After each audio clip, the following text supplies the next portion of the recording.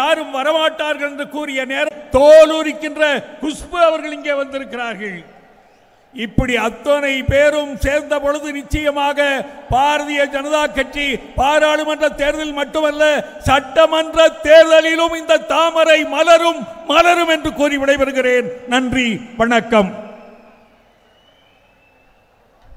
அடுத்து நீங்கள் ஆவலோடு எதிர்பார்க்கும் நம்முடைய இயக்கத்தினுடைய முதுபெரும் முக்கிய பிரச்சார பேரங்கி குஷ்பு அவர்கள் உரையாற்றுவார்.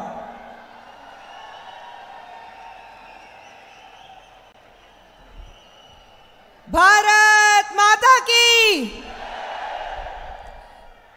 மேடையில் அமர்ந்திருக்கும் பெரியோர்களே, இங்கே வந்திருக்கும் ஒரு கடல் போல எல்லாரும் இருக்கிற பாஜக மட்டும் இல்லை, நம்ம கூட்டணியில் இருக்கிற அத்தனை தொண்டர்களும் உங்கள் அனைவருக்கும் என்னுடைய காலை வணக்கம். ரொம்ப சந்தோஷமா இருக்கு இந்த கூட்டம் பார்க்கும்போது. நம்ம பிரதமர் மோடி அவர்கள் ஒவ்வொரு இடத்துக்கு போகும்போது, தமிழகத்தில் ஸ்பெஷலாக போகும்போது ஒவ்வொரு இடத்துக்கு இருந்து வர கூட்டம் இருக்கு பாருங்க. இது திராவிட முன்னேற்ற கழகத்து மாதிரி காசு கொடுத்து வர வச்ச கூட்டம் கிடையாது. அன்பத்தோட பாசத்தோட உண்மையில அக்கறை வச்சோட கூட்டம் இது. இன்னைக்கு இந்த தேர்தலில் ஒரு முக்கியமான விஷயம் மட்டும்தான் நம்ம பார்க்கணும். நிச்சயமாக சென்ட்ரல் பொறுத்த வரைக்கும் அப்கி பார் 400 பார், இந்த முறை நிச்சயமாக 400 தாண்டி என்டிஏ கவர்மெண்ட் இருக்க போது. ஆனா பிரதமர் மோடி அவர்கள் சொல்லும் போது தமிழகத்திலிருந்து எத்தனை சீட்கள் நம்ம ஜெயிச்சுட்டு அவர் கையில கொடுக்க போறோம், அது நம்ம கையில தான் இருக்கு.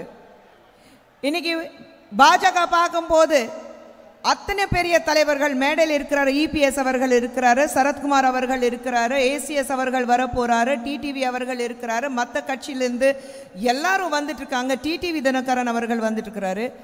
இன்னொன்று மற்ற இடத்துல நீங்க பார்த்தீங்கன்னா வேற கட்சியிலிருந்து பாஜகவில் வந்து இணைகிறாங்கன்னா அதுக்கு காரணம் வந்து இந்த நாட்டுக்கு நல்லது யாராவது செய்ய முடியும்னா அது மோடி அவர்களால் மட்டும்தான் நல்லது செய்ய முடியும்.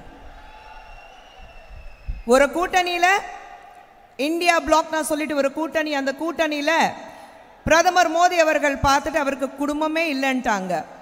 பிரதமர் மோடி அவர்கள் ஒவ்வொரு இடத்துக்கு போகும்போது, நேற்று கோயம்புத்தூர் போயிட்டு வந்தாரு, இன்னைக்கு சேலம்ல இருக்காரு, கேரளா போனாரு, தெலுங்கானா போனாரு, ஆந்திரா போயிட்டு இருக்காரு. சவுத்ல மட்டும் ஒவ்வொரு இடத்துக்கு போனீங்கன்னா எல்லாரும் சொல்ற விஷயம் மட்டும் ஒரு விஷயம் மட்டும்தான், மோடி உங்களுக்கு நாங்க இருக்கோம், நாங்க தான் உங்க குடும்பம், நீங்க தான் எங்க குடும்பத்துல ஒருத்தர்னு. இன்னைக்கு திராவிட முன்னேற்ற கழகத்திலிருந்து பிரதமர் மோடி அவர்கள் பார்த்துட்டு 28 பைசா பிரதமருங்கிறாங்க. எப்படி 28 பைசா பிரதமர்? வேற பேசுறதுக்கு அவங்களுக்கு பேச்சே இல்லை.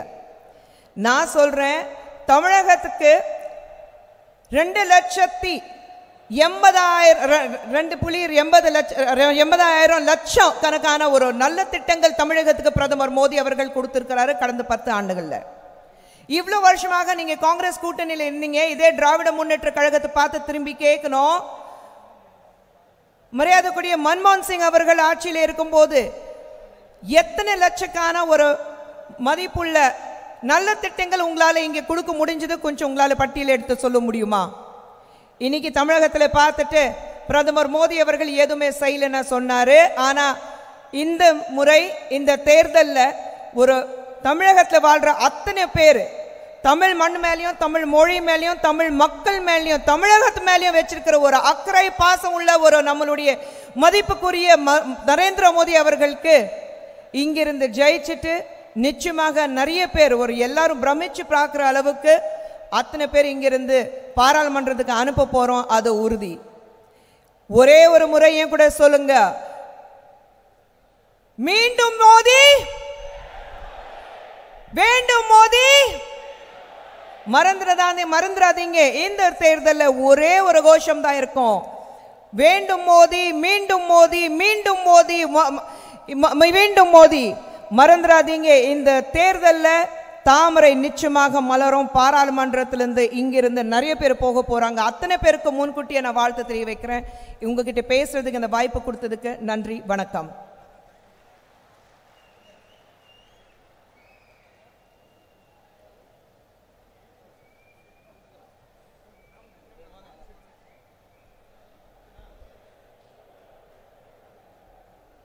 அடுத்து நாடாளுமன்ற உறுப்பினர்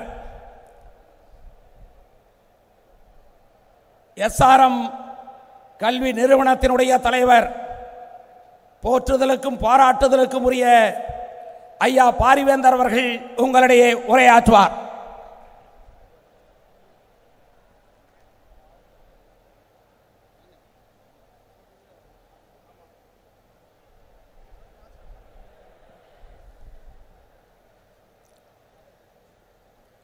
வரலாற்று சிறப்புமிக்க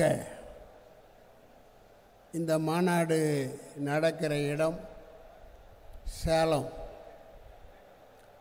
சேலம் என்னுடைய சொந்த மண். இது போன்ற மாநாடுகளில் மரியாதைக்குரிய மோடிஜி அவர்களோடு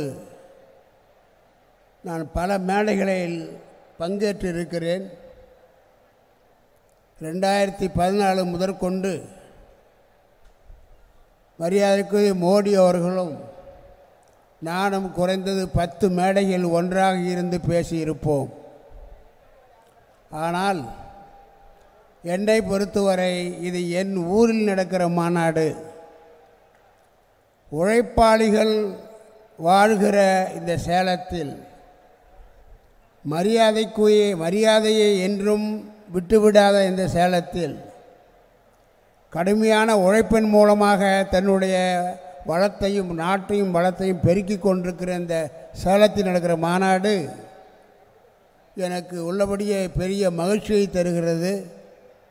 எங்கள் மக்கள் முன்னால் நான் நிற்பது எந்த ஒரு மேடையும் விட இது பெருமையாக கருதுகிறேன். 5 ஆண்டுகளுக்கு ஒரு முறை தேர்தல் வருகிறது. வருகிற தேர்தலெல்லாம் ஏதாவது மாற்றம் வருமா என்று பார்க்கிறார்கள். மாற்றம் எங்கே என்று எதிர்பார்க்கிறார்கள். அந்த மாற்றம் தமிழ்நாட்டிற்குத்தான் வேண்டுமே தவிர மைய அரசுக்கு இல்லை. மரியாதைக்குரிய மோடி அவர்கள் சில மாதங்களுக்கு முன்னால் எங்களை போன்ற தோழமை கட்சிகளெல்லாம் அழைத்து கருத்து கேட்க ஆசைப்பட்டார். மிகப்பெரிய நட்சத்திர ஓரத்தில் ஏற்பாடு செய்யப்பட்டிருந்தது. அந்த நேரத்தில் எனக்கு பேச வாய்ப்பு கிடைத்த பொழுது நான் சொன்னேன், ஐயா, நீங்கள் 3வது முறையல்ல 4வது முறையும் நீங்கள்தான் பிரதமர். ஏனென்றால் இந்த நாட்டினுடைய பெருமையை உயர்த்தியவர்கள் நீங்கள். ஒரு காலகட்டத்தில் இந்தியா என்றால் 10ஓடு 11ஆக மக்கள் நினைத்து கொண்டிருந்தார்கள். மற்ற நாட்டவர்கள் நினைத்து கொண்டிருந்தார்கள். வெளிநாடுகளில் இருப்பவர்களெல்லாம் ஆமாம், இந்தியா ஒரு சாதாரண நாடு, அப்படி ஒன்றும் சாதித்து விடவில்லை, பொருளாதாரத்தில் போராடி கொண்டிருக்கிறார்கள் என்றெல்லாம் நினைத்தார்கள். ஆனால் மரியாதைக்குரிய அவர் நம்முடைய பிரதமர் மோடி அவர்கள் இந்த 10 ஆண்டுகளில் செய்த நல்ல திட்டங்கள் மூலமாக, மக்களுக்கு கொடுத்த வளர்ச்சியின் மூலமாக 10வது இடத்திலே இருந்த நமது பொருளாதாரம் இப்போது 5வது இடத்தில் வருகிறது. அது மட்டுமல்ல, நாம் எல்லோரும் உழைத்து ஒரே சிந்தனையோடு 2024 வருகிற தேர்தலில் தமிழ்நாட்டிலிருந்து 40க்கு 40 பேரை எம்பி நாம் அனுப்ப முயற்சி செய்ய வேண்டும். நாம் 40 பேரை அனுப்புவது என்பது ஏதோ மோடி அவர்கள் இந்த 40 வைத்துத்தான் அவர் ஆட்சி அமைக்க வேண்டிய அவசியம் இல்லை. ஏற்கனவே சர்வேக்கள் சொல்லுவதெல்லாம் நாங்கள் 350லிருந்து 400 ஏற்கனவே எட்டிவிட்டோம். ஆனால் நாம் நம்முடைய பங்கிற்கு மிக பெரிய அளவில் பாராளுமன்ற உறுப்பினர் அனுப்பினால் மட்டுமே தமிழ்நாட்டிற்கு வர வேண்டிய திட்டங்கள் வரும். அங்கே பாராளுமன்ற உறுப்பினர்கள் மந்திரிகளை பார்த்து நிதியை பெறுவதற்கு வாய்ப்பாக இருக்கும். நான் இப்பொழுது எம்பியாக இருப்பது உங்களுக்கு தெரியும். இந்த 5 ஆண்டு காலத்தில் என்னுடைய அனுபவம் எல்லாம் அங்கே இந்த பாராளுமன்றத்தை நடத்த விடாமல் தடுப்பது, கெடுப்பது, ஒரே சத்தம் போட்டு சிறு பிள்ளைகளைப் போல கோஷம் போடுவது, இதையெல்லாம் யார் என்றால் திராவிட சகோதரர்களுடைய இந்த தமிழ்நாட்டிலிருந்து வந்த எம்பிக்கள் தான் என்பதை உங்களுக்கு சொல்லிக்கொள்ள ஆசைப்படுகிறேன். அதனால் நடப்பது என்ன? ஒரு நாள் பாராளுமன்றம் நடக்க வேண்டுமானால் பல லட்சங்கள் செலவழிக்கப் போகிறது. அது யாருடைய பணம்? நம்ம வரிப்பணம்.